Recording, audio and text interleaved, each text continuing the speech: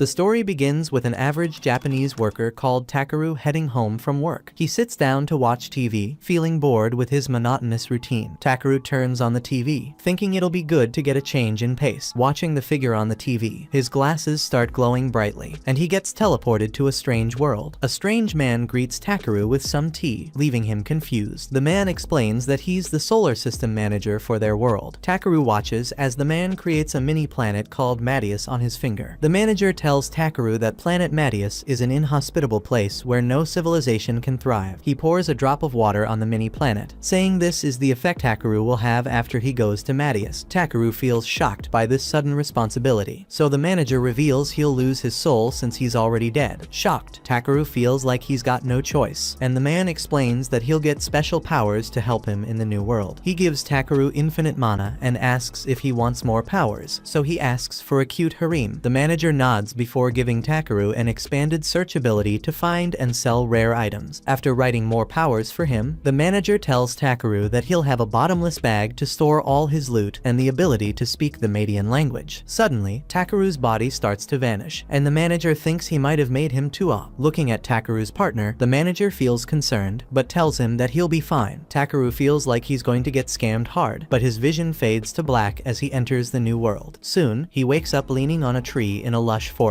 When he looks up, Takeru sees a huge ringed planet in the sky. He gets up to search for more people. After some walking, Takeru finds a village, but feels worried because he has no money. Remembering the manager's search ability, he tries to search for items. Nothing happens, so Takeru looks like an idiot with his wand out. Thinking he messed up the spell cast, he tries to write the spell on the ground. The search spell finally activates and reveals the locations of several items around him. Takeru scans one of the items, learning it's a B-grade night grass. Excited by its rank, he picks up the grass before getting up to grab the other items. However, Takeru gets disappointed since they're all E rank. Then, he finds a pretty rock, but a scan reveals it's actually monster poop. Takeru is shocked that the poop is actually C ranked and stores away his items in the bag. He leaves to sell the items at the village and finds a yawning guard at the entrance. The guard feels surprised by his height and asks if he's a knight. However, Takeru explains that he's just a gatherer, and the guard introduces himself as Captain Marlowe of the village's defense. Marlowe walks to open the door, explaining that his village has a general store to buy Takeru's herbs. As Takeru walks in, he feels embarrassed by the curious stares around him. He walks into the general store, and the shopkeeper asks if he needs something. Takeru asks if he can sell the monster poop, and the shopkeeper feels excited by the item's quality. He tells Takeru that it'll sell for a gold coin, so he asks if it'll be enough money to stay at an inn. The shopkeeper explains that a gold coin can pay for 2 nights at an inn, which costs 500 raves per night. Takeru is shocked that the poop is worth so much and happily accepts the shopkeeper's price. The shopkeeper rubs the shiny poop on his face and asks if Takeru has more materials. Takeru gives him all the herbs, impressing the shopkeeper with his skills. The shopkeeper asks why he's selling rare items in his small store, so Takeru says that he's a traveling merchant, thinking he's got the skills. The shopkeeper asks Takeru for a serious job. He requests some rare mithril ore from an eastern mountain, and Takeru asks for a local map. The shopkeeper nods before paying Takeru 360,000 raves for all his items. Takeru's eyes pop out at all the money, but the shopkeeper warns that he'll encounter monsters in the mountain. With his money, Takeru books an inn to get some rest. A inn employee enters the room with a tub of hot water. She tells Takeru he can clean his body with the water, and he asks where he can get a full bath. She reveals that only nobility can afford full baths in their world, but Takeru can also ask a water magician for one. Excited to use his own magic, Takeru takes the bowl and gives the girl some good money to enjoy. After sending her off, Takeru tries chanting words for a water bath. The word clean creates a gush of water that deep cleans Takeru's body. Outside his room, the girl feels surprised by Takeru's euphoric noises. He feels happy that his body is clean, but feels frustrated that he can't soak in a full, cozy bath. The next day, Takeru gathers some more herbs before finding a spade symbol. Checking it out, he finds a rotten skeleton wearing some fighting gear. Takeru falls back in shock, realizing that it's the body of a fallen adventurer. He picks up an amulet containing a letter from the adventurer's sister. Takeru learns that the adventurer was searching for money to cure his father's illness, but his sister wanted him to return home. Feeling sad for the fallen soul, he makes a grave for him and offers some prayers. Afterward, he creates a magic barrier around himself and uses some fuel to start a fire. Takeru places a pot on the fire and fills it with some water and veggies to make a stew. He then adds the meat to the stew and watches use the heat cook up the ingredients. Once the stew is ready, Takaru takes a bite, finding it delicious. He praises the Ice Sky world for giving him so many flavorful spices. After eating, Takaru heads into the white forest of ancient dragons. Knowing there are dangerous monsters nearby, he creates some light with a spell. The light reveals some herbs around him, and Takaru feels disappointed that there's no ore. Feeling grateful he hasn't found any monsters, he starts picking the herbs. Takaru thinks that his awful body odor might be repelling the monsters, and starts happily dashing through the forest. He soon finds light at the end of the tunnel and follows it to get out. However, Takaru runs straight into a chasm and starts falling down the pit. He hastily chants the entire dictionary and finally finds the spell to fly. The spell's glow surrounds his body and gracefully helps Takaru settle on the ground. He sits down in relief, but notices symbols for ores all around him. Takaru takes out his hammer and gets to mining all the ore. He breaks off a piece and learns it's silver ore, but fails to find any mithril. He uses a search spell again and finds some hidden ore, but feels the ground shaking around him. He decides to get the ore and quickly leave, using a fireball spell to uncover the hidden rock. Once the spell shatters the rock, Takaru finds some tiny chunks of mithril deep inside. He feels disappointed with the small amount and ignores the shaking ground to search for more ore. He explores the rest of the cave and finds a pristine underwater lake in its depths. He rushes to scan the water and finds out that it's SS-ranked magic elemental water. Takaru feels excited by the valuable find, but learns that it's actually the water from an ancient dragon's nest. A deep voice rings out, asking for the intruder's identity, but Takaru ignores it and wonders how to collect the water. He tries drinking the water, but suddenly, the water erupts as the dragon comes out. It angrily orders Takaru to stop ignoring it, and he watches the creature in silence. The dragon notices how calm he is in its presence, and Takaru apologizes for intruding on its lair. As the dragon examines Takaru's body, he feels weird about submitting to it. The dragon feels respect for Takaru's courage and asks for his identity. Takaru introduces himself as a human, surprising the dragon with the vast amounts of mana in his body. The dragon reveals that Takaru's mana forced him to wake up, but he feels confused. The dragon tells Takaru that his mana is as powerful as its own, and Takaru finally realizes that he's talking to an ancient beast. The dragon nods and introduces himself as Valdius. Takaru asks if he can call him Val, and Valdius agrees. He asks Takaru for a favor, saying that he could awaken his children with his incredible power. Takaru feels surprised, so Val explains that the magic element has stagnated around his lair. He offers to pay Takaru for his services and summons a big cluster of pure mithril ore as a reward. Takaru asks Val where the eggs are, and the dragon summons a big black egg from the water. He sends it to Takaru, who holds the egg to his ear and hears the faint heartbeat of the baby dragon inside. Takaru wonders how to awaken the baby inside, and Val tells him to pour his mana inside the egg. Val explains that it's just like creating the light spell, so Takaru decides to heat up the egg. After heating up, the egg releases a powerful aura and starts sucking all of Takaru's mana inside it. Val starts laughing like a villain, and Takaru realizes he got duped by the shady old beast. Losing his strength, Takaru's vision fades, and he feels himself sinking into water. Takaru hears a strange voice in the dream, scolding him for being so careless. A man appears in front of Takaru and points out that he should have run away from the dragon. The man tells Takaru that he's been toying with planet Mattius for millennia, but Takaru has already shaken the whole world on his second day there. The man thinks that Takaru's carelessness will weaken the space manager's protection, before remembering that he wanted a cute partner. As Takaru's eyes start closing again, the man tells him he deserves some trouble. Before Takaru can ask for an explanation, the vision fades and he wakes up in the real world. Takaru hears a cute voice squealing in the dark cave, and Val asks if he's fine. Takaru thinks Val is pranking him with a fake voice and uses a light spell to expose him. However, he finds a dragon hatchling squeaking at him, which jumps straight on his face. After Takaru sets the baby dragon down, Val asks him to name it. Takaru feels surprised that Val is letting him name his child. The dragon explains that his child already has a dragon name, but Takaru should give him his common name. Takaru gets up and starts racking his brain, and decides to call it B for the color black. Loving his new name, B starts licking Takaru's face to show his appreciation. Val calls his child by his full name, Black Nobi Valdius, and praises Takaru for the suitable nickname. Then, he permits B to travel the world with Takaru. Takaru feels the baby join his party and reminds Val that he should spend some time with his newborn baby. He thinks Val shouldn't trust a stranger with his baby, but Val trusts Takaru since he's stronger than him. He then casts a beam on Takaru's bag before sinking back into the water. As B continues slobbering on Takaru's face, Val says goodbye before vanishing into the depths. Takaru feels surprised surprised by the surreal experience and seriously asks B if he's ready for a gathering journey. B happily agrees, so he washes its stinky body to protect his nose during their upcoming adventures. After some time, Takeru exits the cave with B. Watching B happily buzz around in the forest, Takeru thinks that traveling at night isn't a good idea. Feeling hungry, he decides to camp out at the spot for the night. Getting ready to eat, he takes out some magic elemental water. Looking at the water in his bag, Takeru remembers that Vol connected his to the magic lake so that he could provide food for B. B happily drinks some water and asks for more, so Takeru gives her another cup. However, it offers this cup to Takeru, so he takes it and tries some magic water himself. After drinking the refreshing water, Takeru sets down some magic stones and casts a barrier around them. Using the precious stones so easily, he recalls how valuable they are in this world. However, since he can just create magic stones with his own mana, Takeru feels free to abuse them for minor conveniences. With another magic stone ready, Takeru heats it up to start cooking. Even B gets surprised as he watches Takeru turn the expensive stones into a kitchen stove. Knowing it's the same dish as before, Takeru makes some steak and stew, but feels excited to eat it since it tastes so good. He notices B drooling at the meat, but feels worried if the foreign food would harm it. Takeru offers a small portion for B to try, and it burns its mouth from the hot food. To help her eat, Takeru blows on the food and cools it down. Finally, B enjoys a good stew and fills its belly with the food. Watching the baby dragon lays around, Takeru wonders why it's not sad about leaving its father. In response, B just hugs Takeru, so he realizes that it feels happy living with him. Takeru is pleased with its response and checks out B's stats. Even at B's young age, he finds it at a powerful B rank with a bunch of powerful elemental abilities. Takeru gets serious about B, but thinks that it's still a kid who needs to be raised properly. Looking at the lazy baby, he seriously warns it not to try anything dangerous. Even if it's so strong, Takeru reminds B that he'll get scolded by Vol if something goes wrong, but it starts sleeping before he can even finish. Watching it sleep, Takeru wonders if the space manager gave him a reptile partner on purpose. The next day, Takeru climbs up a mountain to reach the forest again. Feeling surprised that the forest looks so peaceful during the day, Takeru thinks that he shouldn't be so worried about the Ice Sky World rules. While B starts playing, Takeru uses his search skill to find more herbs to sell. As he finds some new herbs, B comes back terrified. Takeru searches for monsters and detects several of them in the area. Thinking back to his previous experience when monsters were scared off by his smell, Takeru thinks that his visit to the cave washed the smell off of him. Wanting to get some monster loot, he gets ready to fight the monsters. Suddenly, a ferocious rock falcon roars behind Takeru, but he finds it adorable compared to the terrifying Vol. Noticing the bird's meat, Takeru decides to turn it into KFC. As the bird charges at Takeru, he creates a shield and prepares some ice needles to attack. With a single attack, Takeru turns the bird into a chicken carcass. Then he turns to look at some serpent wolves around him. As a wolf rushes towards Takeru, he uses a speed enhancement ability and jumps to avoid its attack. Then, he hardens his body with another skill and kicks down at the wolf's skull. After finishing it off, Takeru takes out 2 more wolves, but a sneaky one creeps behind him. However, he easily knocks it away before finishing off the rest of the wolves. Takeru begins collecting all the monster meat and materials, but notices even more monsters nearby. Not wanting to spend his whole day fighting, Takeru wonders how to escape, so B grabs him and tries hard to flap its wings. Takeru doesn't think B is strong enough to lift him, but it actually lifts him to his surprise. To help B fly easily, Takeru reduces his weight with a spell, and it shoots through the sky with it. As a lady opens her eyes, B takes Takeru to space, who tells her it's going too high. Surprised, the baby dragon drops Takeru to the ground. He wakes up to B licking his face and realizes that it actually took him out of the forest. Takeru is shocked by B's fast speed and thanks it for its help. However, he reminds the dragon to hold back on him next time since he can't handle all its power. Pleased by his praise, B tries to hug Takeru, but headbutts his stomach instead. Afterward, they start heading back to Tormi village. While walking back, B notices a strange branch in Takeru's hand, so he explains that it's called the Yggdrasil branch. Takeru reveals that he had this SS rank legendary item from his first day in this world, but its powers are currently inactive. B nods before blowing some smoke on the branch. Takeru is shocked to see that B's magic breath actually woke up the sleeping item. He wonders how to use the new staff, thinking it'd make him look like a magician instead of a gatherer. Suddenly, they hear a growl in the forest, and Takeru tells B to stay on alert. As Takeru wonders if it's another monster, B suddenly flies away towards the noise. Takeru chases after it, hoping the baby stays safe. He finds B circling around a tree and sees a young elf collapsed under it. Takeru wonders if she got attacked by the growling monster. But the elf's hungry stomach answers his question, saying she hasn't eaten in days. The elf asks for some water. He reaches into his bag and gets some fresh water for her, which she quickly gulps down. The elf thanks Takeru for his help, but still feels hungry for food. Remembering that he has some lunch left, Takeru gives her a sandwich, and the elf greedily devours it. As the girl praises the heavenly meal, Takeru is shocked to see an elf act so unrefined. He reminds the girl that even stale bread would taste delicious to a starving person, and she says that she has regained her will to live. Wondering how she ran out of food so quickly, Takeru reminds her that the village isn't far from the forest. After she explains that she left in a hurry, Takeru scolds her for being so careless. Feeling embarrassed, the girl tries to explain, but Takeru notices her bad smell. He feels disappointed that she smells like poop instead of flowers, and the elf girl gets offended by his rude remark. After thanking him for his help, she gets up to leave and sprints through the forest. Once the elf girl leaves, Takeru gathers some more materials on his way home. Outside the forest, B notices something, and Takeru spots a carriage on the road. As the carriage gets closer, Takeru notices that a special E-rank unicorn horse is pulling it. The carriage driver, called Porun, asks him what he's doing in the forest alone, so Takeru informs him that he's heading to Tormi village. Porun is surprised that he's walking all the way there, while his wife and kids watch with curiosity. Noticing the staff in his hands, he asks Takeru if he's a magician. He quickly explains that he's just a gatherer, and Porun feels impressed by his rare job. Explaining that he's also headed to Tormi, Porun offers a ride to Takeru. He refuses, saying that he's too big to fit in the carriage, and Porun's kids laugh at Takeru's strange appearance. However, Palom insists that Takeru ride with him, so he gets on the back of the carriage. As Takeru sits in the carriage, he wonders why all the kids in this world like him so much. Porun teases him for his size, and Takeru apologizes again for taking up so much space. Porun says he doesn't mind helping out a fellow Tormi resident in need, and his family agrees, as Takeru feels surprised by such young kids going on a dangerous trip. Porun's daughter, called Yunan, offers him a gift. Accepting the kind gift, he asks why the family is trusting him so easily. Pollen's son, called Kine, tells him that if Takeru were a bad guy, their magical item would have alerted them. Takeru notices the little bell with a magic stone and thinks that he can create an item like that as well. Then he remembers to introduce himself, and Porun's wife, Eliza, introduces herself too. Suddenly, B starts struggling in Takeru's bags, and the kids notice it. They ask about the strange sound, but Takeru tries to hide it since it's a rare monster. Eliza tells him that it's not very rare for adventurers to have monster pets, so he allows them to see it. Once B comes out, the kids start fawning over it, while Porun and his wife are surprised that Takeru got a rare dragon. To hide B's true identity as an ancient dragon, Takeru tells them it's just a black dragon. They wonder if he's a dragon knight, so Takeru explains that he just hatched a dragon egg he found. While B uses Takeru's like Play-Doh, Porun is shocked that he can hatch a dragon egg on his own. Takeru asks Eliza how rare dragons are, and she explains that it's already uncommon to see a dragon knight, but real dragons are even harder to find. Thinking about dragon knights from video games, Takeru wonders if he can find one in this world. Later at night, after they stop for a break, Takeru uses his magic stones to set up a barrier. Porun feels relieved that they won't be disturbed by any monsters, and Takeru tells him that B will be on the watch for anything suspicious. As baby B flies around, the family feels safe with its power on their side. As Eliza gets ready to prepare dinner, Takeru asks if he can handle the cooking for the night. As he takes out his cooking set from his bag, the kids think that Takeru is a real magician. He explains that it's just a bottomless storage bag before beginning to cook. Once the food is done, the family feels excited to dig in. After Takeru invites them to begin, the kids start eating first and immediately fall in love with the food. Porun and Eliza also eat some food, and Eliza praises Takeru's cooking. However, Porun remains silent with his shoulders shaking, so Eliza asks him if he's okay. Suddenly, he looks up with tears and snot in his face, crying that he finally got to eat real food after all the bland dried meats during his journey. At Porun's exaggerated praise, Takeru starts laughing, but Porun insists that he used some kind of magic to enhance the food's taste. Even the kids start laughing at their dad's funny antics before finishing dinner. Once they're done, Porun takes out a guitar, and Eliza starts singing with him. With music in the background, Takeru starts playing with Porun's happy kids, sharing simply joy with the family. He remembers his lonely life on Earth. Enjoying his time with Porun's family, Takeru thinks that spending time with other people is an amazing experience. Feeling glad that the Ice-Sky world has given him a new life with other people, he puts B to sleep after they finish playing. With the baby dragon snoring away, Takeru settles into his bed, looking out at the beautiful starry sky. The next morning, Bee and the kids are still asleep, while Takaru cleans his scissors. Curious, Eliza asks him why he's up so early, so he explains that he's taking care of his gathering tools. She nods, praising his dedication to his job, and walks away. While holding the scissors, Takaru thinks that he originally became a gatherer because it was necessary for earning money, but now he actually enjoys the job quite a bit. Nearby, Porun informs him that they'll leave after breakfast, so Takaru requests him to drive the carriage this time. Porun accepts, so Takaru gets on and takes the reins. He enjoys riding the beautiful unicorn, while Porun notices that they're getting close to their destination. With Bee on his lap and countless treasures in his bag, Takaru feels excited to return home. After getting off the carriage, Takaru thanks Porun for giving him a ride. Porun waves it off before leaving with his wife and kids. Guarding the town's entrance, Marlo thinks that the spring season must be close since Porun is returning to town. Curious about Porun's job, Takaru learns that the merchant goes away to sell warm clothes during winter and returns home once the season is better for hunting. Remembering Porun's joyful smile while eating ordinary meat, Takaru realizes how lucky he is to gather any material with just his ability. As Marlo reminds him of Jerome's task, Takaru remembers to visit the shopkeeper. Once inside, he hands over the materials he got from the trip and secretly mixes in some magic mithril ore. Jerome takes a close look at the ores before asking Takaru how he got these legendary materials. Seeing his confusion, Jerome explains that with just a few magic mithril ores, Takaru could have more magic power than all the magic stones available in their kingdom. Finally realizing that he exposed an insane secret, Takaru acts like he just randomly found the ore lying on the ground. However, Jerome notices that even if it's a lucky encounter, it takes skill and courage to snatch such a magic item from the face of danger. Thinking of Takaru's wasted potential, Jerome tells him to visit Belkane, which is a large city with lots of guilds and information available. He thinks that if Takaru makes Tormi village famous in the city, he'll get more customers, but Takaru has no plans of becoming famous anytime soon. However, he does feel excited to visit a bigger city and explore the new world. After returning from Jerome's shop, Takaru goes back to the inn for the night. Flipping through a book, he searches for information on the guild that Jerome mentioned. Takaru learns that Belkane has an adventurers guild, where travelers from all kinds of backgrounds meet together to exchange their goods, services, and information. He notes that while they're called adventurers, not all members of the guild are fighters. After learning that adventurers can also act in supporting roles, Takaru feels a wish to see more of the Isekai world. Wanting to meet more people, he decides to visit Belkane to explore his potential and to make more money. Before heading out, he prepares for the journey while staying in Tormi. As he spends his days in Tormi, Takaru attends a town festival where everyone shares food and drinks. He watches as Bee charms a group of kids who head over to greet the dragon's kind master. While enjoying the town life, Takaru spends his time gathering during the day and preparing some processed seasonings. The woman who processes his materials tells Takaru that all the villagers will miss him once he's gone. He tells her that while he's also sad to leave the kind people, he still wants to explore the bigger world. Seeing Takaru's determination, she gives up trying to convince him to stay. Then, she hands him a big bag full of lunch, thinking that he'd have nothing to eat on his long trip to Belkane. As Takaru thanks the kind lady, she tells him he can return anytime if he misses the townsfolk. However, he gets shocked as she keeps stacking more bags in his arms, giving him enough food to end world hunger. Afterward, Takaru sits in his room, holding the magic mithril that Jerome refused to buy. While he wonders what to do with the magic item, Bee gives up thinking about the complex topic and lies down. Thinking about all the villagers' kindness, Takaru decides to build them a useful gift to repay them. After finally getting an idea, he sits down at his table to experiment. With the magic mithril and lantern next to each other, Takaru focuses his mind, which creates a spark between the items. Then, he fuses them together and creates a magic lantern. The next day, as Takaru prepares to leave the village, all the villagers gather at the gate to say goodbye. After greeting them, Takaru gives the magic lantern to Marlo. He explains that the lantern has a magic spell that will create a barrier over Tormi, protecting it from any kind of threat. Marlo feels humbled by the huge gift, but Takaru thinks that it's only fair he repays the village for their kind treatment. He tells him to keep the village safe until his return, and Marlo tells him he's free to visit anytime. However, Jerome interrupts their wholesome moment and takes the lantern in his own hands. Jerome asks Takaru if he somehow created the magic item with the magic mithril, but he runs off before the shopkeeper can grill him for more information. While the villagers wave goodbye, Jerome wishes him good luck on his journey. Some days later, Takaru walks in a clear meadow with Bee. Both of them feel relaxed in the peaceful area, but they stop after encountering a giant land crab. After scanning the mysterious crab, Takaru learns that it's an omnivore dwelling on land. It turns turns out that people think the crab is too ugly to eat, but Takeru's scan reveals that the crab's inner shell is quite edible and delicious. This gives him the excuse to turn the predator crab into cheap seafood, so he gets ready for a fight. Takeru casts a hardening spell to boost his defense, but B flies up and unleashes a sound attack on the crab. The attack instantly knocks the crab out, but two more appear and surround them. Cornered, Takeru notes that the crabs should be easy to fight since they can only move sideways. However, they prove him wrong by suddenly rushing forward. As the crabs raise their pincers to strike, B grabs Takeru and flies up with him, letting them smash into each other. While the crabs fall to the ground, he thanks B and goes back. Then, the first crab gets back up to attack, so Takeru uses his staff like a baseball bat and knocks it out for a home run. Once all the crabs are dead, Takeru hardens his hand to use it as a knife. He chops off all the crab legs and exposes the meat before putting it all in a giant pot. While the pot bubbles with the crab meat, he puts in some salt for a simple seasoning. Once the meat is cooked, Takeru and B grab their portions and peel away the hard shell. Both of them fall in love with the tender crab meat, and Takeru tells B they'll keep exploring for more delicious delicacies in the future. After a few weeks, Takeru finally reaches the big city of Belkane. Watching the huge border wall, Takeru feels impressed by the city's advanced architecture. Before entering, he learns that Belkane is a medium-sized city in the Belkane Kingdom, where agriculture and forestry are the primary local industries. He is also surprised to learn that Belkane has the continent's biggest adventurers guild, where people gather from all over the world, giving it the name of the City of Commerce. Then, he decides to head inside, but notices a big queue of people lined up for inspection. Once it's Takeru's turn, he uses some magic to hide his storage bag and tells B to hide inside while the guards inspect him. After entering the inspection room, Takeru hands over his bag, and the guards are surprised that he's a gatherer. They ask him if he's there to sell his items, but Takeru explains that he just wants to join the Adventurers Guild. At his response, the lead guard nods in understanding before welcoming Takeru to his city. However, before he allows Takeru to enter, the guard tells him he'll use a spell called Avils to check if he's trustworthy. He uses a magic mirror to look through Takeru's stats and approves after seeing nothing suspicious. The guard's assistant also clears Takeru's belongings, and Takeru wonders how he appears in other people's scans. He uses his own scan to check the magic mirror, but finds information on the guard himself. Takeru tries again, and this time, he learns that the guard can only see his name, age, and some other basic details that don't expose any secrets. While he is feeling relieved, the guard asks him why he has a dragon blessing. Takeru decides to tell him the truth and shows him his baby dragon. The guard nods, but asks him to mark B as his partner so people can identify it in the city. After rummaging through his bag, Takeru takes out a bracelet he got from Poron's kids and puts it on B's tail as a marker. Happy to receive a gift, B flies around them, while the guard explains that he'll have to inform the city's mayor about it. His assistant returns Takeru's bag, and the guard finally welcomes him into the city. Walking in through the dark border walls, Takeru and B get blinded when the sunlight finally trickles in. Outside, he finds himself in a bustling city, and B points him in the guild's direction. Takeru heads into the guild and finds a bunch of adventurers gathered in the large interior. A bunny girl receptionist, called Ariana, greets him at the door and prepares to welcome him to her guild. Takeru takes the registration form from her and wonders if he can write in the world's foreign language. He writes his name in Japanese, but a magic skill automatically corrects it to the world's native language. Once Takeru completes the form, Ariana takes a look at it and asks if he has fought any battles as a gatherer. He calmly tells her that he fought a bunch of chimeras, hellhounds, and giant land crabs, but Ariana asks him for some proof of fighting those monsters. He hesitates, since the monster bodies are too big, but she tells him it's fine even if the parts are big. With Ariana's approval, he reaches into his bottomless bag and pulls out an entire land crab, which breaks the table under its weight. As the terrified receptionist backs up, a beastman notices the commotion and scans Takeru with an Avils spell. Once he's finished, he asks Takeru where he got the bottomless bag from. Takeru tells him that he got it as a gift, and the beastman nods, satisfied with his answer. He tells Ariana that Takeru is safe, explaining that the Avils spell allows him to see if a person has any evil intentions. After finishing his checks, the beastman tells Takeru he can sell his meat now, but Ariana reveals that they were in the middle of his registration. The man wonders why he's lugging around the giant crab, so Takeru explains that he's going to have it for dinner. His nonchalant response shocks everyone in the guild, and the beastman ignores Takeru's weird tastes. Then, he asks if Takeru is alone, so he points to be the dragon. Noticing the baby dragon, the beastman laughs, surprised to see such a unique partner paired with a rare gatherer. Watching the scene, everyone in the guild starts talking about about Takaru, excited to see his unique potential. As all the adventurers try to get close to him, Ariana drags him away to a private room so they can finish his registration in peace. Once the registration is complete, Ariana hands Takaru an adventurer's band. After she explains that he'll start from the lowest F rank, Takaru accepts the band. Meanwhile, B feels excited that both of them are wearing matching accessories. Prepared for a new adventure, the Master Dragon duo clinks their bands together, looking forward to the exciting future. After a few days in Belkame, Takaru finds the family of the dead adventurer he found in the woods. As the family mourns their beloved, Takaru tells them that the man didn't die in pain and wrote a letter containing his final words for them. Baluria's father thanks Takaru for returning his son's belongings to him, but starts coughing in pain. Noticing his weird cough, Takaru remembers that Baluria was searching for medicine for his father. Although Takaru originally just wanted to return Baluria's belongings to his family, he decides to heal the poor father himself. Afterward, he heads to the Adventurers Guild, where he hands over a bunch of rare herbs from a quest. The guild clerk feels pleased with his results, while Ariana comes sheepishly around the corner. She asks Takaru if he's willing to take on the pile of gathering requests assigned directly to him, since he's become quite popular in the city lately. However, Takaru naturally replies that he can only handle a few. After selecting a few quests, he heads to a bath to relax for a bit. The first time Takaru visited this public bath, it was filthier than a pigsty. Luckily, his clean magic helped him turn it into pure spring water, and now Takaru can enjoy a relaxing bath to his heart's content. Suddenly, a lizardman called Clay interrupts Takaru's me time. Clay gets into the bath with him, saying that his old injury is acting up. Recalling that he treated a sick man in the slums, Clay asks Takaru about his healing ability. He tries to act humble, saying that he was just copying some healers he had seen. Knowing that he didn't take any payment from the family, Clay praises his generosity, and Takaru thinks that real doctors might get angry at him for ruining their business. Clay laughs at his innocent words, leaving Takaru confused. Then, he asks Takaru why he's staying at a low adventurer's rank, and Takaru explains that he's trying to be low profile. Noting how pure he is, Clay points out that he'll actually draw even more attention by staying low-key despite being so powerful. He then gets up and leaves, telling him to learn about the unspoken rules of the city. Sometime after the bath, Takaru finishes another quest in the guild. The guild clerk asks him about raising his rank, but he refuses again. Knowing that the guild just wants him to solve difficult quests, Takaru feels guilty, but he doesn't want to ruin his peace to do troublesome quests. Suddenly, an adventurer warns the guild about a goblin attack, pulling Takaru back to reality. The guild master promptly issues an order for all adventurers rank D rank and higher to get ready for battle. He also instructs the A rank adventurer, Clay, to handle the goblins. Takaru quietly tries to slip away from the scene since he's F rank, but the guild master tells him he'll have to join their party to go out. Once the guild party is ready, the guild master explains that they're headed to the Stavlov Plains. Watching all the adventurers riled up for a fight, Takaru thinks he's too soft for the passionate crowd. Thinking he's just a puny F rank, a duo of beastmen laugh at him and warn Takaru not to get in their way. Just then, the guild master approaches him, interested in his unique reputation. The guild master mentions that his strict appraiser, called Grit, has been praising Takaru all the time, so he must be someone special. Seeing Takaru so calm while speaking to him, the guild master praises him for his courage. As the beastman gets surprised by the master's high opinion of Takaru, he inwardly wishes to stop getting so much attention. Before leaving, the master tells him to protect the people he cares for in the fight. He leaves his assistant, called Miyuzeli, behind, who apologizes to Takaru for her master dragging him along. Despite their low rank, she feels excited to fight and contribute to the guild's party. However, once they go out and reach the guild's camp, Miyuzeli gets terrified of all the monsters around them and clings to Takaru in fear. Seeing her so terrified, he holds her shoulders, but Miyuzeli claims that she'll be fine. He tells her to face reality and admit she's scared. He asks Miyuzeli about her healing abilities. Takaru tells the girl that she should stay back and focus on healing the wounded instead of fighting enemies head-on. He explains that it's completely normal for people to be afraid of getting hurt, because nobody likes to fight unless they need to protect themselves. With his encouragement, Miyuzeli stops feeling scared and runs off to help the other healers in the camp. Meanwhile, Clay makes his way over to Takaru, laughing at his inspiring performance. Takaru wonders why Clay isn't fighting on the front lines, so the lizardman explains that his old wounds are still hurting. His words remind Takaru of the huge gashes in his back, and Clay wonders if he thinks he's a coward for running away and getting hurt by the enemy. However, Takaru points out that a person can get hurt in the back if they're protecting someone as well, surprising Clay. Suddenly, they notice smoke coming from the battlefield, and Clay thinks that the leader's formation got breached. He grabs his spear to protect those heroes on the front line, but Takaru reminds him of his wound. However, Clay is determined to protect everyone no matter what happens to him and leaves to fight. After he leaves, Takaru notices Miyuzeli healing an injured soldier behind him. He is surprised that she got over her fear so quickly, impressed by her confidence. Remembering the guild master's words, he decides that he should get into some trouble as well and protect his precious friends. He reaches into his bag and pulls out the Yggdrasil staff and casts a barrier spell around the healer's camp. As the mouse girls gasp in shock, he tells them that he's heading out to help Clay. Meanwhile, on the frontline bridge, the guild adventurers struggle to hold back the enemy. Suddenly, Takaru arrives at the scene and takes out a goblin with a single attack. He feels guilty about hitting the creatures, but knows that he needs to fight to protect his friend. Noticing his discomfort, B decides to help out and starts casting a big spell. The adventurers get down, letting the baby dragon torch all of the goblins with a lightning attack. Once the goblins are down, everyone thank Takaru for the help. Takaru asks them how the goblins overwhelmed the guild party, so they explain that a high-ranked goblin sergeant showed up and demolished their troops. Thankfully, the beastmen were able to escape the battlefield thanks to Clay's help, but he was left alone to face the goblins on the front lines. As it starts to rain, Clay continues smacking the goblins around, but suddenly, his injury acts up, forcing him to the ground. A couple of leftover goblins take this opportunity to attack Clay, so he thinks it's finally over for him. However, the goblins get fried by B as they finally find Clay. The lizardman feels concerned that a weak gatherer like Takaru is on the battlefield, but he reminds Clay that he can't keep fighting with his back injury. Takaru tells Clay that they should retreat, but he doesn't want to let the others face the goblin army's wrath. Takaru tells him that they'll be fine with his protection, but Clay points out that the goblin sergeant will catch up to them even if they try to run away. As the goblin sergeant jumps to attack, both adventurers avoid him. Clay tells Takaru that he'll hold back the goblins for his escape, but Takaru stays and asks him if the wound on his back is important. This confuses Clay, who tells him that the wound has just been torturing him all this time. After confirming that the wound doesn't hold any good memories for Clay, Takaru decides to heal him. He reaches into his bag and pulls out some of the magic dragon water to throw on Clay's body. The poor lizardman gets confused, but Takaru takes out his staff to chant a healing spell on him. Once he decides the spell, he casts it on Clay's body, but it causes Clay to keel over in pain. As the scratches on Clay's back quickly fade, sharp spikes begin to grow, and his body transforms right before Takaru's eyes. After turning into a big black dragon, Clay asks Takaru how he was able to change his race, but he claims that he was just trying to heal his body. Feeling overwhelming power flow through his body, Clay confidently charges into the goblin horde and takes all of them out with ease. Even Takaru is shocked as Clay starts laughing like a maniac, drunk on his new power. After the fight is over, the guild master approaches Takaru and asks if he drew out Clay's full power, so he nods. The guild master asks him if he's also the same person who unleashed heavy lightning spells to torch the goblins, but Takaru remembers that it was all B's doing. While the guild master feels wary of Takaru's mysterious powers, he decides not to probe into his background and offers him a reward for all his help during the attack. Later that evening, Clay is back to normal and demands an explanation from Takaru for what he did to him earlier on the battlefield. Takaru, however, pretends he doesn't know anything. The lizardman screams at him for transforming his body without his consent, so Takaru explains that the dragon water must have caused the transformation. Clay is confused by the magic water, so Takaru reveals that he got the high-density mana water from Vol, the ancient dragon's cave, who happens to be B's father. At the mention of an ancient dragon, Clay is left stunned as he looks at B, the baby ancient pup. He asks Takaru why he wasted such precious water on him, so he says that he was just trying to accelerate his recovery during the emergency. Clay is impressed by his high-level healing skills, but Takaru thinks that he was just imitating what he knew about the body. This confuses Clay again, so Takaru explains that the back has a lot of nerves, so he visualized Clay's nervous system and helped the energy flow properly to his body. This strange information leaves the lizardman shocked, and he asks Takaru about his true identity. Being confronted directly leaves Takaru in an awkward spot, and he wonders if it's okay to explain his true origins to Clay. While Takaru thinks that it'll cause him a lot of trouble to expose his true identity, Clay starts leaving the room since he doesn't want to bother him for private information. However, he stops Clay and decides to trust him with his real background. As the lizardman stops, Takaru finally reveals that he's from another world. Clay stands there for a moment before being completely flabbergasted. Takaru takes some time to explain how he was ice-guyed into this world, and Clay can hardly believe that someone could actually reincarnate into another world. However, Clay decides to believe him after Takaru literally transforms him into a dragonute using his mysterious powers. This information revelation surprises Takaru. So Clay reveals that he is from a race of lizardmen who were descended from the noble Dragonute race. With Takaru's dragon water and healing magic, the Dragonute bloodline awakened and transformed his body into a much more powerful form. While Clay feels happy that he revived his ancestors' legacy, he feels a lot of pressure while handling the uncontrollable new strength flowing through him. Takaru thinks that he'll just get used to his power someday, but his non-serious attitude pisses Clay off. However, Takaru still thinks that getting worried won't help, and Clay tells him that he needs to start taking stuff seriously. Upset by his carelessness, he decides to punish Takaru by forcing him to do whatever he wants for the rest of the day. The next morning, he heads out in the city, noticing that everyone has gone back to their normal routine. He smiles, praising the city for its hustle, before making his way to a weapons shop. As B feels curious about what he wants to buy, the shop owner politely greets him, welcoming him to her store. He asks her if she sells gatherer's scissors, but the girl shakes her head. Interested in Takaru's skills, she introduces herself as Ribble and offers to make custom scissors for his gathering tasks. She reveals that her boss, Grauthas, is a great blacksmith, but he'll take a good payment for his work. Takaru asks to see him, so she takes him inside her store. There, Takaru sees a bunch of blacksmiths hammering away on the swords, and Ribble says that the blacksmiths have inspired her to work hard as well. Then, she takes him to her boss's room, and the dwarf wonders who Takaru is. When Ribble explains that he's the famous gatherer everyone in town has been talking about lately, Grauthas becomes interested. Ribble also thinks that they can use Takaru's abilities to gather some rare Ildra ore for a special sword to use in a sword tournament. The ore's name confuses Takaru, while Grauthas refuses to send him mining in the dangerous Ruhai mine. However, Ribble keeps arguing with him and tries to force the poor dwarf into agreeing with her. Grauthas angrily refuses, reminding Ribble that the mines are full of dangerous demons at this time. At the mention of demons, Takaru gets curious, and Ribble finally loses her energy. Grauthas warns her that if she takes other people's lives so lightly, she'll never succeed as a master blacksmith. He feels happy that his apprentice is trying so hard to save his shop, but there's no way he'll make a young person like Takaru risk his life. At Grauthas's kind words, Ribble gives up on her idea, but Takaru offers to look for the ore if they agree to forge a pair of scissors for him as a reward. Seeing the blacksmith's surprise, he takes a crab's claw out of his bag. Grauthas is astonished that he was able to defeat a B-rank monster on his own. Takaru then explains that monsters are no match for him, so he can easily explore the mines. Later, Takaru heads to the mines on a carriage with B, who is excited to eat more crab meat. He tells the baby dragon they're all out of dangerous seafood, while the other passengers feel worried about the strange events happening at the mines. Once he gets off the carriage, Takaru sees a horse stable. As he thinks about how nice it would be to get his own horse, he hears a familiar voice. It turns out the elf he met in the forest is arguing with the horse dealer that the giant ball of feathers he's selling is actually a crow. The man sighs, saying that at his stables, they consider any rideable animal a horse, so the birds are fair game for them. She calms down after his explanation, and the shopkeeper tells her that she can find a pure horse near the dwarf kingdom. Takaru notices the elf heading in the same direction as him, and he gets ready to gather some materials with B. In the forest, he gathers up a bunch of moon night grass, thinking the trip was totally worth it. Suddenly, he hears a powerful rumbling sound and finds the elf girl famished near a tree once again. As the homeless elf begs for water, Takaru gives her some food and wonders why she's always ending up like a beggar. As the girl stands up to thank him, Takaru catches a whiff of her natural musk. Feeling disgusted, he quickly uses a clean spell to sanitize her stinky body. The elf is surprised, but quickly starts grinning after realizing she's clean for once. Takaru says that he simply doesn't want her to ruin his fantasy of pure, delicate elves. The girl introduces herself as Vel Brolite. Her full name is pretty hard for Takaru to remember, so he just settles for Brolite. Brolite offers to repay Takaru for the favor, but he shrugs it off and starts walking away. However, she stops him, saying that she won't let him help her for free. As she insists, B also feels happy to have another friend, leading to Takaru finally accepting her. Afterward, as Takaru resumes his gathering, B and Brolite come rushing to him with precious monster poop. He tells them that it's just a normal rock, which leaves the two shocked. As they keep returning with a bunch of goofy trash, Takaru realizes that Brolite's brain is about the size of B's tiny eyes. As it gets late, Brolite thinks about setting up a bonfire. Takaru thinks they don't need one since he has magic stones, but she explains that leaving trails of fire lets other adventurers in the area know it's safe to camp there. Soon, she returns with a huge log on her shoulder, tosses it into the air, and slices it into chunks with her daggers. As she lands back on the ground, Takaru is impressed by her brute strength and decides to check the stats of her daggers. He's shocked to learn that there are ranked artifacts. He realizes that Brolite is actually from from a noble elf bloodline. A while later, he cooks a delicious meal over the firewood she brought, and an excited Brolite tries it. She instantly falls in love with the meal, complimenting Takeru's cooking. As she takes more bites, the elf girl looks like she's in heaven, and Takeru thinks she's exaggerating. Then, Brolite tries talking with her mouth full, so he reminds her to chew first before speaking. She asks him if he's heading for the mines, and Takeru nods and asks her what she's going to do. Brolite explains that she's looking for a beautiful white Pegasus for her younger sister, Ludicara. After changing the serious topic, Brolite realizes that Takeru treated her to another meal for free. As payment, he wonders if she could become his bodyguard, and she asks to clarify her job duties. He nods, saying it would be nice to learn basic survival skills from her, but Brolite wonders if that's really all he wants. Takeru nods, thinking that he's already asking her a huge favor. Brolite sighs, saying that their second meeting must be because of fate, and she accepts his offer to be his bodyguard. Unfortunately, Takeru ends up regretting his decision just 30 minutes later, when she starts snoring louder than a jackhammer with B. The next morning, Takeru follows Brolite to a river bridge leading to the dwarf kingdom. As they head into the dwarf city, the first thing Takeru decides to get is food. They find a nice restaurant to dine in, where the waitress proudly serves them some juicy meat rolls. After taking a bite, Takeru praises the roll's great flavor, and Brolite thinks the food is just as good as her friend told her. Takeru gets curious about her friend, so she reveals that her friend is a lizardman. Thinking about Clay, he tells her that he's also good friends with a lizardman. Brolite then starts bragging about her friend's status, revealing he was awarded the title of Holy Dragon Knight by the Stolfa's Empire. After hearing this title, Takeru realizes she's talking about the same person, and suddenly, Clay speaks from the table next to theirs. Takeru is shocked that the lizardman is all the way out here, but Clay reminds him that he left Belkame without a single word. Takeru sheepishly claims that he informed the guild, but Clay keeps calling him out for not letting him know. Then, he asks Takeru where he's headed, so he explains that he's going to mine some ores at the Ruhai mine. Clay is surprised that a low-ranked adventurer like him is doing such a dangerous mission, but Takeru thinks that it's all worth it if he can get some nice scissors from a master blacksmith. His low standards leave Clay speechless, and he decides to join Takeru on his mission. Surprised, Brolite asks Clay if he wants to become his bodyguard just like her, which makes him curious. After learning that Takeru took the elf girl as his bodyguard, Clay agrees to become her co-worker on their trip. As the strange misfits clap hands, Takeru thinks he's gonna regret bringing them along with him. The next day, all of them head over to the Dwarven Kingdom city. As the border guard spots Clay, he invites the group inside, who feel surprised that they're getting special treatment. Clay reveals that he knows a good friend in the kingdom, and the guard leads them deep into a basement. Once the stairs open up, everyone is surprised to see a gigantic underground city. Meanwhile, the guard tells Clay that the Dwarf King is looking for him, which shocks Takeru. Clay acts like he's not related to the dwarves at all, but the guard tells them that he became their hero after saving their race from the Thunder King, Zengam. It turns out that back in the past, the dwarves were very weak, and an evil demon used to rule them. When Clay was just passing through their kingdom, the demon got terrified of him and ran away, which led to him becoming the hero of the dwarves. Soon, the guard takes everyone into the king's palace, where Clay starts grilling the king for giving him so much attention. As Brolite notices how close Clay is to the king, Takeru introduces himself. The king tells him to just ask what he wants without any formality, so he shows him a letter of recommendation from Grauthas. As the king recognizes Grauthas, Takeru asks him for permission to explore the Ruhai mines. The king warns him that the mines have turned into a hotspot for demons, but Takeru says that he's prepared. This surprises the king, but Clay reassures him that he'll guard Takeru properly, and Brolite will also protect him with her strength. With Clay's guarantee, the king decides to approve his request and orders his party to uncover the truth behind the demon's appearance at the mines. While Clay agrees to the king's request, Takeru feels confused that they're being sent on a quest to uncover mysteries for him. Unfortunately, he gets forced to tag along on the fetch quest, and they head down to the entrance of the mines. The Dwarven Guild's receptionist, Zambo, welcomes everyone and explains that he'll guide them through the mine's tunnels. After he opens the gate to the mines, Brolite notices that it's pitch black, so Takeru casts a light spell to illuminate the area. Then, he duplicates the map he got from Zambo, surprising everyone with his versatile skills. Excited to get the quality ore, Takeru uses his search ability next, but only sees a bunch of crude iron ore nearby. Suddenly, B alerts Takeru to a nearby monster, and he uses a detection spell to locate it. As Takeru spots a pair of glowing eyes in the dark, everyone prepares for battle. When a swarm of demon spiders crawls out, Clay stabs the first one with his spear. Then, Takeru stops the other one in its tracks with a slow-motion spell, giving Brolite the chance to rip it apart. After defeating the spider, she starts bouncing around in enjoy. Before they head deeper into the mines, when they finally reach a lower level, Takaru detects some Ildra ores nearby, but stops walking as he comes across a dead end. After realizing that the ore is hidden behind the walls, Takaru asks Zambo for permission to dig. In front of everyone, Takaru blows up the entire wall with a bunch of fireballs, revealing a cluster of high-quality Ildrite ore. He gets disappointed that it isn't the Ildra he wanted, but Zambo screams at him, pointing out that Ildrite is even more valuable than Ildra. After scanning the ores, Takaru finds out that they're in a ranked material, and wonders if the mana-dense environment of the mines is perfect for nurturing them. Suddenly, B warns Takaru, so he gets serious, drawing everyone's attention. Hearing some loud footsteps approach them, Zambo realizes that the demons have found them. As the demon gets closer, Takaru tells Brolite and Clay to step back and walks close to the demon. When the creature finally shows its crabby face, Takaru and B are excited to get another taste of the delicious seafood. Watching the two of them excitedly planning to eat the monster, Clay reminds Takaru and B to get serious. He tells them that this crab is a dangerous rank monster, so they can't treat it like a joke. However, Takaru still tells him to stand back, wanting to hunt his own food. As the monster charges at him, he tells B to cover him while he makes his move. Takaru uses a quick and hardened spell on his body to enhance his abilities before rushing towards the crab. Clay and Brawlite think the crab will devour him, but B uses a screeching sound wave that stuns the monster. Takaru takes this chance to jump up and smash the crab's head with his staff, but it shakes him off with its pincer. Then, Takaru quickly dodges an attack before he can become a shish kebab, and B uses ice magic to freeze one of the crab's legs. As the crab struggles to move, Takaru uses his scan spell to identify the weak points on its body. After identifying the weak spots, he summons a bunch of ice needles to pierce its hard shell. As he releases the ice needles, they launch into the crab's body and freeze the entire thing into an ice sculpture. While Takaru pays his respect to the dead crab, Clay wonders why he's fighting alone instead of with his team. Takaru apologizes to him and explains that he was just scared that they'd attack too hard and destroy their precious meat. Clay is surprised that he was planning to cook the monster from the start, but reminds Takaru that he's supposed to be his bodyguard. Takaru tells him that he was just trying to make things easier since he's more experienced in dealing with crabs, but Clay says that he shouldn't get so excited when they're in an unpredictable environment. Saying that he and Brawlite wouldn't go against Takaru's wishes, Clay asks him to rely on them for everyone's safety. Finally, Takaru admits his mistake and apologizes, so Clay pats his shoulder and tells him to collect the crab's meat. After collecting the monster meat, Takaru also picks up all of the magic ore in the area. However, he senses some more treasure in nearby areas and tells Zambo that the dwarves can mine it in the future. As the dwarf tears up and thanks Takaru for his great help, he wonders if he's finally causing the changes to the world that the space manager said he would. Then, Brawlite and Clay start heading back, so Takaru thinks he'll keep doing what he wants as long as the changes are good for the people around him. After heading back to the dwarf city, Takaru informs the king that he has defeated the monster. The king feels surprised, so Zambo confirms that they truly did defeat the fearsome demon. He asks Takaru to reveal the monster's remains, so he takes out the giant crab sculpture right in the middle of the court. As the heavy sculpture shakes the room, the king gets up and admires the monster. He congratulates Takaru for exterminating the beast for his kingdom and offers a reward, but Takaru just asks if he can take the crab's body home. His simple request surprises the king, but he allows Takaru to have it. As the group returns home, Brawlite feels happy that the king gave them 3 million raves as a reward for the quest anyway. However, he doesn't care about his new wealth, only thinking about the delicious sashimi he's going to make with the crab's meat. Clay pokes Takaru for drooling like an idiot, who thinks about making some new gathering scissors with the crab's hard shell. The next day, Brawlite receives a beautiful white horse prepared by the dwarf king. Clay also gets a repaired spear, and Brawlite gets on the horse to deliver it to her sister. Takaru asks if she's leaving, so she nods, saying that she won't ever be able to repay him for all his help. He tells her he doesn't want anything in return, while Clay reminds him that their carriage has also arrived. Soon, Brawlite flies on her new horse and leaves, and Takaru and Clay head back home on their carriage. Once he returns to the guild, Takaru notices Ariana posting new quests on the board. She greets him and asks why he's with Clay, assuming they've formed a party together. Clay explains that they're just together temporarily, but they haven't decided to part ways yet. This news excites the bunny girl, and she starts hopping with joy before leaving to report their union to the guild master. After she leaves, Takaru wonders why Clay is hanging around him. The lizardman says that even though he knows Takaru is a mysterious person with extraordinary powers, he just wants to stick around to see what he's capable of. Takaru feels awkward having to share his secrets with another person, but he trusts Clay to be a good good party member. After some discussion, they decide to become a proper team and call themselves the Azure Ebony team. Later, Takaru takes some high-quality Ildrite to Grauthas, who suddenly starts shaking as he holds the ore. Takaru thinks that the dwarf is disappointed and wonders why he doesn't like the higher quality. Then, he thinks that higher quality materials might be too hard to handle for Grauthas, but suddenly, both Grauthas and Ribble start crying, overjoyed to have the chance to work with their dream ore. Ribble thanks Takaru for his generous help, and Grauthas says that he has never seen so much Ildrite in over 120 years of living. Seeing the dwarves so happy, Takaru feels relieved that they like his materials. Despite knowing that the Ildrite is high quality, it would have been useless if the ore was too difficult to process for them. However, Ribble tells him that they don't have the money to buy such valuable material. In response, Takaru reminds her that she can just make the gathering scissors, which will be enough for him. Still, he tells them to focus on creating their sword for the competition first. A month later, Guild Master Wade tells Takaru that someone has written a letter to summon him. As Takaru takes the letter from him, Clay notices that it's from the noble Lusabak family, from whom the City Lord of Belkane comes. Clay explains that the City Lord is actually the lord of the entire Lusabak territory, which is a whole region that includes Belkane City. Seeing that the territory lord has a high status, Takaru thinks it'll be too much trouble dealing with him. He tells Wade that he'll be having a stomachache tomorrow, so he won't be able to meet the lord. However, the guild master tells him not to worry since Lord Belminant is a chill guy. Finally, Takaru decides to look at the letter and learns that Belminant invited Clay's team to his estate to give him a reward for his performance at the Stavlov Plains. While Clay is surprised that he's the reason they were invited, Takaru thinks that the city lord is just using the reward as an excuse to meet him. Clay agrees, thinking that the city lord just wants to see Bee, the baby dragon. Hearing this, Takaru instantly gets protective of Bee, but Wade reassures him that the city lord won't steal him. Clay also says that he'd just leave Belkane if the city lord turned out to be such an evil person. Finally, Takaru decides to trust the city lord enough to go see him with Clay. A little while later, they leave for the city lord's mansion on a carriage. As the carriage leaves, all the townsfolk gawk at the luxurious ride. Takaru wonders why everyone is so impressed, so Clay explains that not many people get to see a high-ranking noble like the lord. He also reveals that if a person can get the city lord's backing, they'll instantly rise in strength and status even if they're weak themselves. As Takaru nods in understanding, they soon arrive at the mansion. When Takaru looks out the carriage window, he feels shocked to see a luxurious castle bigger than anything he imagined. After they exit the carriage, a butler named Raymond welcomes them. Takaru and Clay follow him as he guides them through the house. At the entrance, lines of maids welcome the guests. As they walk further into the house, a little girl suddenly runs up to Takaru. She looks at Bee and thinks he looks kind of funny, then suddenly demands that Takaru hand the dragon over to her. As Takaru refuses, she looks stunned. The girl claims that dragons are noble creatures, so she naturally deserves to own one as a noble herself. Clay realizes that the little girl is named Tiras. Takaru immediately scans her and discovers she's the daughter of the city lord. Wondering how to deal with the stubborn kid, Takaru gets down on his knees, which surprises her. Then, he asks her why she thought she was going to get the dragon. She explains that someone named Bernard told her about Bee, and ever since then, she's wanted to have him. Takaru asks her about Bernard, so she explains that he told her to be stubborn and forceful if she wanted to take his dragon. Takaru wonders who Bernard even is, and tells Tiras that Bee is part of his family, so he can't give him away. She calls out Bee's name, and Bee politely responds to her greeting. This surprises the young girl, so Takaru explains that Bee can perfectly understand human language. Tiras feels embarrassed that she said so many rude things about Takaru and Bee, and says that she didn't expect them to be family. As she apologizes for all her hurtful words, Bee tells Tiras that he forgives her, and Takaru asks why she wanted a dragon so badly. Tiras tears up, saying that she needs a dragon for her mother. Before she can explain, Lord Belminant appears in the hall. When Takaru looks at the handsome city lord, he feels shocked that such a young guy is actually the father of a teenager. Belminant walks up to Takaru, introduces himself, and then offers a handshake. After shaking hands, Belminant takes Takaru and Clay to a private room for a chat. He apologizes for his daughter's rude behavior, but Takaru tells him he didn't mind it. Clay asks him why he invited them, so he explains that he needed their help. Clay is shocked that he needs help and wonders if it's about his wife. Belminant nods, and Clay tells Takaru that his wife, Mulateria, has been bedridden due to illness for the past 6 months. Belminant explains that he heard the rumors about Takaru healing a stranger's incurable illness in the slums, so he invited him for his assistance. Takaru sighs, knowing it's his fault the rumors spread, and Belminant begs him to for his help. Thinking about his healing powers, Takaru remembers that he literally transformed Clay's entire body, so he feels afraid afraid that he'd hurt the madam with the wrong dosage. Belmonent then tells Takaru that Tiris wanted a baby dragon because of her mother. This confuses Takaru, so Belmonent explains that Tiris will soon be leaving to attend school in the royal capital, and she wanted a cute pet to keep her mother company while she's gone. Clay gets emotional over the little girl's kindness, then starts glaring at Takaru, making him realize he has no choice but to help them. Takaru agrees to help, but still feels afraid that he'd get into trouble if he accidentally hurt a nobleman's wife. Finally, he asks Belmonent to see his wife, and he happily takes them to her room. After announcing their arrival, he opens the door and leads them inside. The room is dark, and Takaru immediately notices how poor the ventilation is. When Mulatiria asks her husband why he's come, Takaru is shocked to see how sickly she looks. Before starting his diagnosis, he asks Belmonent if he can light up the room. However, Belmonent explains that his wife can't deal with the sunlight, so they keep the room dark for her. Takaru nods and gets close to the madam and uses his scan to check her status. Belmonent asks if her illnesses are curable, and Takaru tells him he can manage the lady's joint pains and other symptoms. However, he feels confused by her illness of iver poisoning, since he has never heard of such a disease before. Seeing Takaru lost in thought, Clay wonders if something is wrong. Takaru tells Belmonent that he needs his full trust before beginning the treatment. Mulatiria then says she just wants to regain enough strength to hold her daughter again, even if she can't make a full recovery. Hearing his wife's heartbreaking words, Belmonent begs Takaru to help her, and Takaru nods, preparing to begin the procedure. Clay wonders if Takaru will use the spell he used to heal his wounds, but he explains that if he used that spell, it would drain too much of Mulatiria's mana, so he can't use it in her condition. Then, he thinks about fixing the room's dark atmosphere, and wonders how to do it without irritating the madam's eyes. He decides to cast a gentle heal spell on her eyes and asks her to open them. Mulatiria nods and slowly opens her eyes, surprised that her vision has cleared up so much. Takaru brings up his staff to clean the room's negative aura. As he casts the clean spell, a strong wind blows through the entire room, surprising everyone. Once the wind settles and the room is purified, Mulatiria realizes that her eyes can now easily handle the bright sunlight. Concerned for his wife, Belmonent asks her if she's okay. She nods, shedding tears of joy as she shares her happiness with her husband. Clay congratulates Takaru for a job well done, but he doesn't seem too happy about it. While remaining silent, Takaru looks back at Belmonent's servants standing in the room. Then, he quietly tells Clay that he'll explain the situation in private. Later, in a separate room, Takaru tells Belmonent that his wife was poisoned using iver. Takaru thinks that her poisoning was caused gradually by small amounts of the poison being used in her food. Belmonent wonders why anyone would do such a thing to her, but then realizes it was a malicious plan made to deliberately kill her. Then, Takaru explains that he's not too familiar with iver, so he can't cure the substance's poison. When he asks Belmonent to buy the iver antidote himself, he reveals that there is actually no antidote for this substance. Belmonent explains that the iver toxin is a forbidden poison that was lost to time, so nobody even knows what ingredients were used in it, much less what the antidote is. Takaru thinks that they can cure the poison by creating some iver themselves, but Clay reminds him it's not going to be easy recreating a legendary poison. Suddenly, Belmonent remembers a way they can search for some clues. He takes out some old books written by his ancestors, hoping one of them contains the recipe for the poison. However, since the books are written in an ancient language, Belmonent can't actually read them. Takaru nods and takes the books, and thanks to his special language skill, he's able to read the titles. However, he still can't read all the books in a short while because he's not a robot, so instead, he decides to skim through all of them to find anything related to poison. He uses his search skill and finds iver mentioned in one of the books. After opening the book, Takaru tells Belmonent that it contains a description of the iver flower. However, he thinks the flower's description is hard to decipher because it seems to be written by a child. Everyone starts feeling awkward, but Takaru reads it out anyway. It turns out that one day, a girl was exploring the land to find herbs when she found a big lake. As she rested on a horse-shaped rock near the lake, the girl found gold-colored iver flowers growing there. As Takaru keeps yapping about the girl's diary, Clay shuts his mouth and tells Belmonent that he actually recognizes this place. Belmonent feels shocked, so Clay shows him a point on the map where he saw a similar horse rock near a village. He reveals that the village is called Ashath, and Belmonent notes that it's located quite far away from his territory. He explains it'll take them around 5 days just to reach the village, so Takaru suggests leaving as soon as possible to get the madam's treatment. As they all leave the mansion, one of Belmonent's servants watches them through the window. Before leaving the mansion, Takaru places some magic stones outside. Clay wonders why he's doing this, so he explains it's a security measure against anyone who might try harming Mulatiria in their absence. As Belmonent realizes how careless he was being, Tiras comes running up to them, feeling guilty for bullying the person who is treating her mother. She quickly apologizes for being so rude to Takeru when they first met. He feels surprised by the girl's mature behavior and admits that her actions hurt him. However, he praises her ability to recognize her mistake, which leaves her confused. Takeru explains that if a person can admit their mistake, it means they value the thoughts and feelings of others. In his eyes, Tiras will have great relationships if she continues being so mature in her interactions. As the girl tears up from his heartwarming encouragement, Takeru forgives her and reminds her to be careful about her behavior. She nods, but then he warns her that after he leaves the house, Belmonent's butlers might try to trick her. So he warns her to always discuss these matters with her father. Then Takeru leaves the area with Clay. As they gallop on their horses, he uses a quick and light spell to increase their movement speed. Clay feels excited by the powerful feeling, but his horse suddenly turns into a roller coaster. Takeru finally realizes he put a bit too much energy into his spell, but it's too late since his own horse also dashes away at the speed of light. After a lot of galloping, they finally reach the village. Takeru wonders how this desolate area could sustain a village's population, so Clay explains that it was a thriving paradise in the past. As they move through the barren land, Takeru wonders if the lake has also dried up. Clay doesn't think so, since such a large body of water can't just evaporate so easily. Takeru nods, and after a bit more traveling, they finally arrive at the lake. After getting close, Takeru uses his scan spell and finds something interesting. He tells Clay that the drought might have been caused on purpose by someone. Suddenly, some villagers appear and are shocked when they see them. Noticing their fear, Takeru politely introduces himself and Clay, explaining that they're only on a quest to obtain a rare material. When the villagers hear they're adventurers, they become suspicious, so Clay shows them his adventurer's bracelet. Realizing they're a powerful A-ranked party, the villagers surrender and one of them collapses from exhaustion. Takeru quickly catches the boy and notices they're starving, so he asks them to explain what is happening in this land. After taking them to the village chief explains that their lake suddenly changed color 10 months ago. After that, the lake's fish also died, and the well water became unusable for them. However, a mysterious merchant named Ngash saved their village on the condition that they give him their rare golden flowers in exchange for 60 barrels of water. Although he gave them a good amount of water for every flower, it wasn't enough to cultivate their fields, so the villagers slowly ran out of food. After the chief finishes explaining their situation, Clay points out that Ngash most likely obtained the ivory flowers from them. Takeru nods, but thinks that Ngash might be an evil person. The villagers refuse to believe it since the merchant showed them kindness, but Takeru reminds them that he only started helping after their water was suddenly poisoned. Then, Takeru reveals that he discovered the lake was intentionally poisoned. He also tells the villagers that Ngash had been buying powerful poison directly from them, which leaves everyone completely shocked. Since the villagers never knew their beautiful flowers were poisonous, they feel betrayed that Ngash took advantage of them. Thinking about how these innocent villagers have been starving, Takeru swears to punish the evil merchant responsible. Then, he tells B to use his spirit magic. B flies up to the sky and releases a piercing scream, which summons clouds and causes a sudden downpour. As the villagers watch pure water raining on them after so long, they start basking in its refreshing sensation. After a while, Takeru tells B to stop his rain spell. He uses his magic to clean the dirty villagers and repairs their entire village. As everyone looks around in surprise, Takeru gives them one final gift by pulling out a huge feast. Overjoyed, the villagers start eating the hearty meals, while Takeru watches with a smile. Once they're done eating, the chief thanks him for his incredible help. He feels guilty since he can't pay Takeru for his work, but he tells the chief to just allow him to collect the ivory flowers. Takeru explains that he needs the flowers to make an antidote. The chief agrees without hesitation, but still feels it isn't enough to repay their help. Suddenly, the village children run over to play with Takeru, but the chief scolds them for bothering their savior. Clay tells him he doesn't need to repay their kindness anymore, since the ivory flowers are already their village's special item. The kids take Takeru to their secret base. After entering the secret house, Takeru wonders if it's a barn. Gonza nods and explains that the villagers keep their harvested fruit in this storage. Takeru wonders why they didn't just eat the fruit if they were starving, but Gonza explains that the fruit is extremely bitter. Since the fruit comes from a honey-producing plant, the villagers only harvest its nectar and throw the fruit away. After hearing this, Takeru decides to taste the strange Lides fruit. While the children watch in shock, he realizes that the fruit tastes exactly like soy sauce. Meanwhile, back in Belmonent's house, Tiras runs towards her mother's room after hearing an alarm sound. Knowing that the alarm is warning her about the person trying to harm her mother, she wonders who this person is. As she gets close to the room, she finds Bernard standing there. Bernard notices her and tries to get close, but Tiras backs away in fear. She accuses him of trying to poison his mother, but he calmly denies it. Tiras tells him that Takeru's alarm can only ring if a person with evil intentions approaches her mother. This makes Bernard narrow his eyes, and he tells Tiras she shouldn't put her trust in a strange adventurer. She remains stubborn, saying she totally trusts a kind person like Takeru. Bernard still tries to convince her of his own loyalty, so Tiras feels pressured by him. Suddenly, Belmonent comes running toward his daughter, and she quickly goes to his side. She tells her father they need to discuss something urgently, so he takes her and Bernard to a private room. There, Belmonent admits that he can't guarantee Takeru's trustworthiness. Tiras is surprised that her father would say such a thing, while Bernard thinks that the master is on his side. However, Belmonent points out that no matter what, Takeru did treat his wife's symptoms, so he needs to give him a chance. Since Takeru's alarm bell detected evil intentions from Bernard, Belmonent brings a special drink to test his loyalty. He explains that the drink contains the same treatment Bernard had been giving his wife all these years, and tells him to drink it. As Bernard avoids the drink, Belmonent's voice grows cold, and he questions why he isn't drinking his own medicine. As Bernard trembles in fear, Belmonent suddenly throws the drink in his face. Bernard starts screaming about being poisoned, but Belmonent tells him that the glass just contained normal water. Since Bernard admitted that he was the one who put poison in the drink, Belmonent calls his guards to arrest him. After Bernard is taken away, the head butler gives a strange paper to Belmonent. He explains that the paper was found in Bernard's belongings, and Belmonent gets shocked by the ancient language written on it. He realizes that it's actually a complex cipher that a random criminal cannot use. With this information, Belmonent thinks that a large criminal organization might be targeting him. Back in the village, a villager notices a strange man banging on the village chief's door. He asks who he is, but is shocked when he realizes it's Ingash himself. Ingash tells him he wanted the Ivor flowers as soon as possible, which is why he was knocking on the chief's door. The villager replies that the chief is currently out with some adventurers. He then tells Ingash that their village isn't giving out their poisonous flowers since anyone could misuse them. Realizing that his secret has been exposed, Ingash suddenly calls his subordinates and orders them to destroy the village. Meanwhile, the elder leads Takeru and Clay through a dark cave. After reaching the end, they discover a beautiful lake with a horse statue and golden flowers growing all around it. Takeru stares in awe, finally seeing the legendary Ivor flower with his own eyes. Takeru sits down and scans the flower. The scan reveals that the Ivor garden is guarded by a legendary beast, which surprises him. The village chief explains that Hofvalpnir is their village's guardian beast, who saved them from the demon that ruled their lake a long time ago. As he mentions a myth that the Ivor flowers come from the tears of Hofvalpnir, Takeru wonders if it's okay to take such precious flowers. The elder nods, saying he doesn't mind giving them to him since Takeru is their village savior. After thanking the chief for his approval, he cuts a flower with his scissors. Takeru is excited to make the antidote and test the soy fruit he found, but before he can start, a villager suddenly runs toward them in a panic. After the villager alerts them about the attack, Takeru and Clay rush back to the village with the elder. When they arrive, they find all the buildings burning and ruined beyond repair. Takeru quickly tells B to put out the flames before telling Clay to evacuate all the villagers. After their painstaking efforts, they manage to evacuate everyone and douse all the fires. Once the fires are out, a villager happily informs Takeru that nobody got seriously hurt. However, Takeru feels horrible for all their loss, and the villager tells him this happened after Ingash visited them. He reveals that after he refused to gift the poisonous Ivor flowers to Ingash, the merchant went rogue and set the entire village on fire. Hearing this, Takeru clenches his fist in rage, while the elder learns that Ganza has gone missing. Remembering the boy who showed him his secret hideout, Takeru is shocked that he'd disappear like this. While the others discuss what to do, an old lady tells Takeru that the Ingash's subordinates kidnapped Ganza. She points toward the lake where the kidnappers fled, and Takeru uses his enhanced search skill to quickly locate all the villains. After he locates all the kidnappers inside an abandoned fortress, Clay and Takeru get ready to head out. Suddenly, the chief stops them, warning that it's too dangerous. Takeru reassures him that Clay is a powerful rank adventurer, so they'll definitely bring Ganza back. After some time, the two of them reach the abandoned fortress. While Takeru and Clay wait in the bushes, B flies to one of the windows. Seeing that the bandits are having a party inside, B returns and gives Takeru the intel. Hearing that the thieves are shamelessly celebrating after burning down a helpless village, Clay flies into a rage. Transformed into his dragon form, he gets ready to destroy the bandits. Luckily, Takeru calms him down by pointing out that the bandits could hurt Ganza if they recklessly charge inside. Clay realizes he's right, but keeps roaring in rage since he just wants to unleash his wrath. Then, B suggests using a concealment technique, so Takeru starts considering considering his options. After some brainstorming, he gets a good idea. In fortresses and trents, some bandits are sleeping on guard duty. Suddenly, a twig randomly breaks on the ground, but they don't notice any intruders. Deeper inside the fortress, a drunk guard hobbles around before Clay knocks him out. As he collects some items from the bandits' storage, Takaru asks Clay if the concealment spell is working well. Clay nods and adds that the rest of the bandits are gathered upstairs. Clay wonders why Takaru took some items, so he explains he's looking for any evidence of the bandits hiding poison. Then, they leave to search the fortress for Gonza. After a while, they get frustrated since Gonza is nowhere to be seen, and Clay thinks it's time to force the bandits to spit out the boy's location. As they make their way towards the party area, the bandits laugh and mock the village for refusing their master. One of them says they'll eventually get the Ivor flowers by using Gonza as a hostage, and the others laugh in glee. Meanwhile, Ingash remains silent with a serious expression. While his subordinates think it's time, they raise the price of Ivor poison. A bandit asks his partner how he's going to raise the price, so the man brings up Lord Belmonent's story. The bandit points out that even the mighty nobleman cannot treat his wife's Ivor poisoning, so they can spread this news around the world. Since Ivor is such a rare material, they'd be able to sell it for huge profits to any interested assassin. While the other bandits are amazed by his incredible idea, Ingash hits with a bottle. He reminds his subordinate that the plan is supposed to stay secret, and Takaru finally understands why the merchant was so interested in Ivor. Clay starts feeling restless after hearing the bandits' evil plans, so Takaru tells him to go inside and obliterate them without killing. Clay nods and breaks through the main door. While the bandits stare in terror, Clay walks in and warns them to get ready. Seeing his subordinates get absolutely manhandled by this dragon, Ingash quickly decides to escape with his pathetic life. He orders one of his goons to bring him a secret weapon, but he hesitates since the weapon isn't ready. However, Ingash tells him they've got no other options, so the bandit rushes to retrieve it. Suddenly, the invisible Takaru pretends to be a bandit and asks Ingash if they should move their hostage. Ingash tells him there's no need, since Gonza is safe in an outer building. But when he turns around, no one is standing there. Outside the fortress, Takaru wonders if he can find the outer storage Ingash was talking about. Soon, he sees a single room guarded by a guard, and B tells Takaru he'll handle it. While the guard grumbles about missing the party, B surprises him with a headbutt in the gut. After the poor guard goes through a brick wall, Takaru asks B if he's hurt. B tells him he's completely fine, so Takaru focuses on the storage building. As he calls out to Gonza, the boy answers from inside a locked room. Relieved to see him fine, Takaru breaks the lock by hardening his hand. Once the door opens, Gonza starts crying in relief and runs into Takaru's arms. After calming the boy, Takaru takes him outside, where the rest of the bandits are panicking to escape from a monster. When he sees the monster tentacles, Takaru asks a bandit what creature is inside, and the man tells him it's the lake demon. Takaru thinks Clay is strong enough to handle the demon, but he could be at a disadvantage facing an unknown opponent. As he thinks about helping Clay, he asks Gonza if he could hide somewhere. However, Takaru realizes that the boy is in no condition to be alone, so he tells him to hold on tight. Once Gonza calms down, Takaru runs inside the fortress. There, he finds Clay fighting the creature. When the smoke clears, Takaru realizes the demon is actually a giant sea anemone. He scans it to check its stats and discovers it's only a B-rank demon summoned by Ingash. Nearby, Ingash begs Takaru to save his life, but he reminds him that the entire mess is his own fault. Still, when the demon lashes out with a tentacle, he shields Ingash before it can devour him. After the tentacle sends the fat merchant flying, Takaru rushes off to help Clay. Clay praises him for saving Gonza and explains that the demon's tentacles keep respawning endlessly. To prevent it from regenerating, Takaru freezes the demon's entire body with an ice breath skill. Clay thinks the monster is defeated, but Takaru tells him to kill it before it breaks out of the ice. Takaru tells him to aim for the monster's brain between its two red eyes, so Clay doesn't waste any time and strikes the weak point with a powerful punch. However, this only enrages the demon, and it releases an army of tentacles to attack Takaru. The attack blows him out of the fortress along Gonza, but Takaru barely manages to catch the kid. He throws the kid to B and falls into the poisonous lake below. As he sinks through the poison, Takaru wonders if he's going to die after getting so many overpowered abilities. While he drowns, he realizes that his body moved on its own just to save someone else's life. Watching the gatherer sink through the poison, a mysterious boy notes how selfless he is. While he believes Takaru's kindness is changing the world for the better, he also feels there are far too many strange abnormalities in it. To help Takaru combat these problems, the man decides to help him survive. Meanwhile, Takaru feels sad that he's going to die without eating all the delicacies in the world. Suddenly, he hears a woman's voice from the void, but he keeps ignoring it while lamenting his own fate. The woman tells him that her power has recovered, but Takaru keeps stubbornly ignoring her. Finally, she gets frustrated and yanks him out of the water. So Takaru finally notices the flying horse holding him. He wonders who she is, so she introduces herself as Hofalpnir. Before he can ask anything, she shows Takaru the lake, which has turned a pure blue color. He wonders how the lake changed so drastically, and Hofalpnir tells him that he purified her lake. She explains that a long time ago, one of the magical elements in the lake's ecosystem went out of balance, which weakened her. In order to protect her lake, she created the Ivor flowers, which had the power to absorb the lake's poison. However, this used up all of her own powers, so she turned into the famous horse statue. Unfortunately, Ingash came and ruined all her efforts. But Takaru purified the lake and restored her power by absorbing the poisonous magical element. Takaru humbly accepts the Hofalpnir's thanks before she returns him to Clay and Gonza. He tells them that this white horse saved his life, but Clay and Gonza are unable to see her. As Takaru realizes he's the only one who can see the legendary beast, she disappears in a burst of light. Afterward, he returns Gonza to the village and leaves with Clay. Outside, he creates a circle of magic stones, explaining that it'll let him use a special magic spell. Clay feels hesitant, but decides to trust Takaru's abilities. After Clay gets inside the circle, Takaru uses a gate spell, which teleports them back to Belmanent's mansion. After returning, they got the help of a doctor from the Adventurers Guild to create an Ivor antidote. Once the antidote is done, Takaru gives it to Mulateria. When she drinks the liquid, her condition improves instantly. Belmanent asks Takaru to check on her, so he scans her body with his ability. Since the scan no longer shows Ivor poisoning, Takaru reassures Belmanent that his wife has been cured. This good news brings Tiras to tears, and the entire family starts crying as they celebrate. After healing the lady, Takaru returns to the village, where everyone is busy rebuilding their homes. The chief feels sad that their village got dragged into so much destruction, so Takaru reassures him that Ingash is under the custody of the territory lord with all the evidence against him, since his village is finally safe. The elder wonders how to thank Takaru for his immense help. Takaru tells him he doesn't want a big reward, but he decides to show him something. After a little while, he cooks up a potato and pours some soy fruit sauce over it. As the chief takes a bite of the seasoned potato, he falls in love with the taste. Takaru tells him that it's made with soy sauce. Then he asks if he can buy Lidaz fruits in bulk from their village. The chief agrees to his demand, so Takaru asks if he can expand the Lidaz fruit field after making some profit. The chief wonders what he'll do with so much useless fruit, so Takaru tells him he can sell it in Belkame as a village specialty. The offer of money finally gets the chief's gears going, and Takaru soon invites the rest of the villagers to taste how good their useless fruit can be. Afterward, he says goodbye to the village and returns to Clay. Clay wonders how he's feeling after all the recent events, and Takaru admits he's tired. In fact, Takaru looks at the sun and thinks he's so tired that he's starting to hallucinate. But when Clay looks toward the spot where Takaru sees the hallucination, he realizes he can see it too. Soon, Hofalpnir materializes in front of them and declares she's a real creature. Then, she lands in front of them, so Takaru asks why she left the village. Hofalpnir tells him she got tired of being stuck in the same village, and right then, the horse transforms into a woman. She tells Takaru she wants to travel the world with him, but Clay thinks it's not a good idea. However, Hofalpnir is confident that she'll have lots of fun traveling with Takaru, and reminds him that he wanted a horse anyway. Takaru nods, but thinks it's too much to use a legendary beast like a common mount. Hofalpnir doesn't seem to mind and happily tells Takaru he can go wherever he wants with her. As Hofalpnir starts pestering him, Takaru realizes she's going to be a legendary pain in the rear end. A few days later, Takaru visits Grauthas to ask if he can forge another pair of harvesting scissors. The blacksmith proudly tells him that his newest sword won a competition thanks to Takaru's high-quality Ildrite, so he's more than ready to create the best pair of gathering scissors for him. Once Takaru finishes his discussion with Grauthas, he leaves the shop and finds Varpi waiting for him. While he thinks it's nice to have a companion on his journey, she asks if she should whip Grauthas to make him work faster. Takaru tells her he'll buy her a cotton field later, so she gives up and asks him for some food. Suddenly, Bee comes over, also interested in the food, and he starts arguing with Varpi. Just then, Grit calls to Takaru from behind, wanting to discuss something with him. After inviting Takaru to the guild, Grit explains that they're about to hold the yearly gathering competition for adventurers. Ariana invites Takaru to participate, but he tells them he doesn't want to do it since he's just a casual gatherer. However, Grit explains that Belmanent himself wants him to participate, since he is the one sponsoring the whole event. Feeling bad about refusing a friend, Takaru agrees. A few days later, outside the Adventurers Guild, the guild master explains that Belmanent has sponsored this event as a recovery gift for his wife. Then, he informs the adventurers that their goal is to find 7-colored wool from rainbow sheep, which surprises Takaru Takaru, despite being a gatherer. Takaru doesn't know about this material, and Guild Master explains it's quite rare, so it might take some research to find. However, he declares that it's forbidden to ask another person for help since it would go against the spirit of the event. As the Guild Master delivers this information, Varpy realizes that Takaru can't ride her for the event anymore. The Guild Master explains that receiving help from their party is forbidden, and after going over all the rules, he makes sure everyone understands. Clay tells Takaru he's on his own, which stuns Bee. Luckily, Takaru thinks he can survive using his magic, so Clay asks him if he'll use teleportation magic to search for the material. However, Takaru refuses to use such a big spell since it would probably create a lot of sore losers and trouble for him later on. Soon, the Guild Master announces the start of the event, but Bee refuses to leave Takaru.